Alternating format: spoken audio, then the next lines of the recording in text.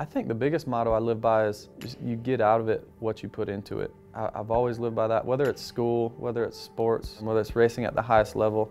And it's been true for me so many times that the more I put in, the better I get out of it. So whether that's results or whether it's in relationships or whatever it may be, the more time you spend on something, the more effort you give at something, usually the bigger reward you get out of it.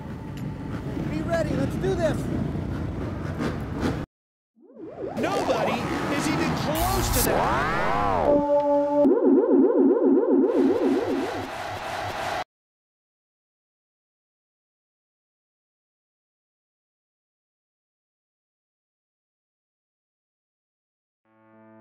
I would describe my personality as, for one, really focused. At the races, I feel like I've had great opportunities with some extremely awesome teams, and so I take it really serious. I do, and sometimes I've taken it too serious where I get too much anxiety or I get too nervous before the race because I care about it so much. But at home, I feel like I'm just now being a dad. I have a 3-year-old daughter and a 5-month-old son. It's just amazing being a dad, and me and my wife are just really enjoying life, and I think that's really let my guard down a lot as far as taking racing too serious, because it's not my complete identity anymore, where before it was everything. If I did bad on the weekend, it would affect my whole week, and now whether it's 1st or 15th, I go in the door, my daughter thinks I won and she thinks I'm the best, so her trampoline. It's Daddy's birthday! Beep beep! Wow, man. Can you count to 34? Yeah. You can? Daddy's really young. Really young. What else have you learned at school?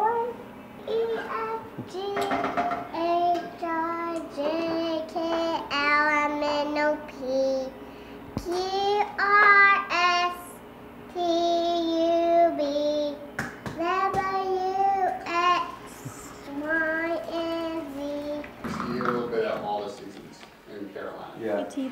And if you want more of it, you can always go to the mountains to really drive a little bit. Our sport is I say it's a very selfish sport, or you have to be selfish in order to be at the highest level. And I battled that when we first had kids. I struggled with me being gone too much. My wife and I really talked about that, and she would always, make sure to tell me that I've been blessed with the ability to be one of the best in the world at something, and we need to take advantage of that. Monster Energy Supercross comes to the Show Me State. 1 week after his first career Supercross victory, veteran Honda rider Justin Brayton returns to the track looking to back up his big win in Daytona.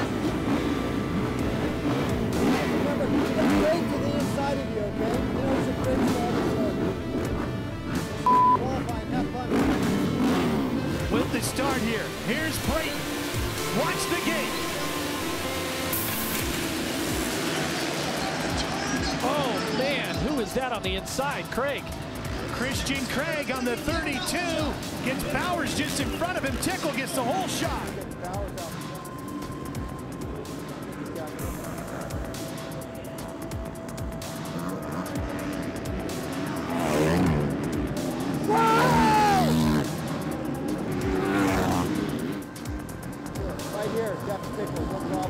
And Wilson's really been struggling with that shoulder. Talking to his mechanic, he feels like that's really just kind of inspired him to get going. Well, what should inspire him to get going is that Justin Brayton just moved into second past Tickle.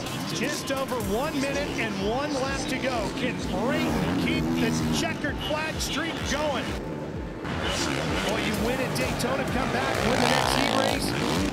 How much momentum is that going to be for Brayton going into the main? Inside!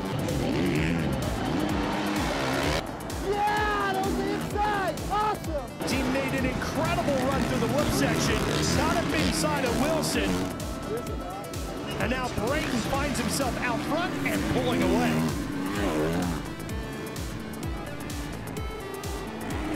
Checkered flag flag, and Justin Brayton has another one. And there's his family and friends from Iowa, where he grew up, that came to cheer him on here. This is basically a home race for him. I think he likes us winning. Yeah? Right? I think he likes winning. Yeah. He's got a taste You got of a it taste now. of it, right?